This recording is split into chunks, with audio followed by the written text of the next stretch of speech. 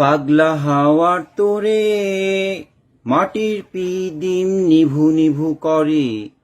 সামাজিক যোগাযোগ মাধ্যমে গান গেয়ে ভাইরাল হওয়া ঢাকা বিশ্ববিদ্যালয়ের বাংলা বিভাগের অধ্যাপক চৌধুরী মোহাম্মদ তাশরিক ই হাবিবকে একাডেমিক কার্যক্রম থেকে অব্যাহতি দেওয়ার সিদ্ধান্ত নেওয়া হয়েছে।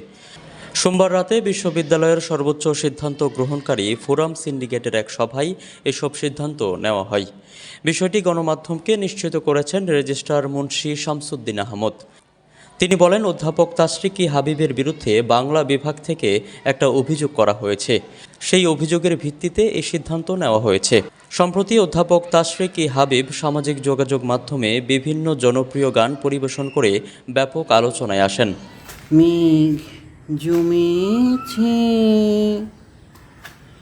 আধার করে।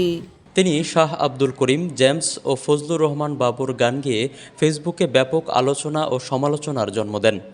তার গাওয়া কয়েকটি গান দ্রুত ভাইরাল হলে শিক্ষার্থীদের একাংশের মধ্যে এ নিয়ে তীব্র সমালোচনার সৃষ্টি হয়।